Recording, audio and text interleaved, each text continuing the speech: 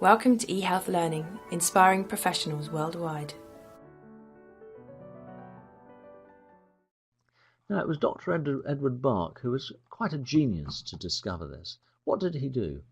He observed and he distinguished different personality types.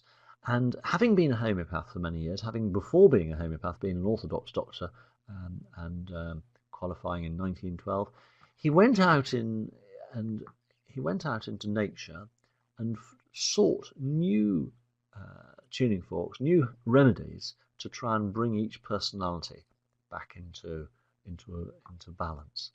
It's said that he was at a dinner party and he noticed that there were a number of different personality types in the room, and so he went out seeking those. He'd heard of the healing power of the dew from Paracelsus, and he used the sun method for the first 19 of his remedies, and for the next 19 he used the boiling method. Now let's see a picture of Dr. Bach, good-looking chap from the 1930s.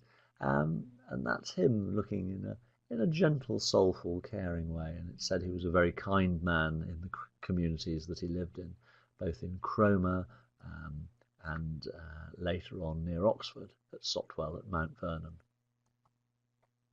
So his career, he qualified, he was the son of an engineering family of brass makers. He was a bacteriologist first. It's said he was a casualty officer in the First World War. It's said that he was very ill and nearly lost his life due to an unspecified illness, and that he had a conversion at that time as to what his life's path was.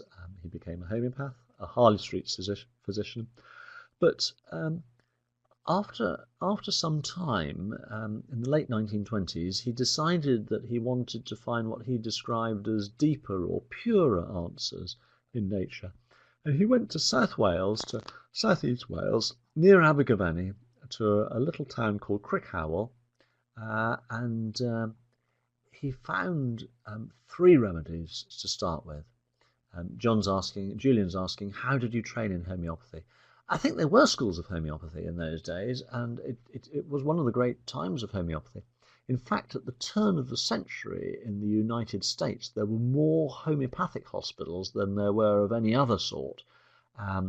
It was actually the Flexner Report in 1911 or 1912 that regulated and brought a lot of the state's medical schools back into line, because there were some interesting practices going on at that time. I think that homeopathy, as a number of us will know, developed at a time when the alternatives were being bled to death or being purged to death or by using leeches, so it was certainly safer. But this evening isn't to talk about homeopathy. There will be a number of you who know more about it now than I do, and it's a talk certainly from an expert homeopath for another evening. So he went out into nature and he found his first 3 remedies.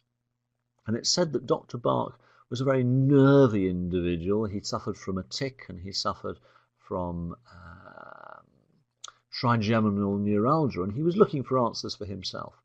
And the first one he found out of these 3, any thoughts which one that is?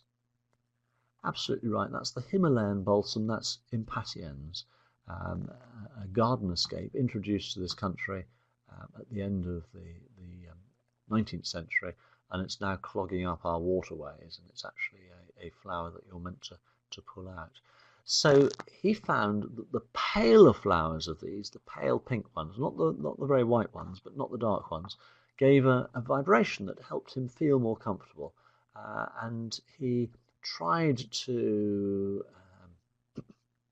make these remedies in the first place homeopathically, but he found after a few months or after a year that actually it was better to make them by the sun method.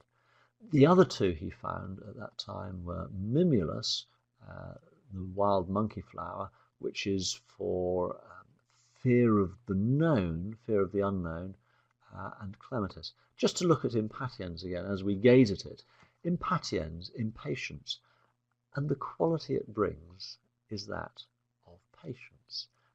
Impatiens people are often intelligent people, bright people, quick-minded, easily irritated by other people who they consider as so slow.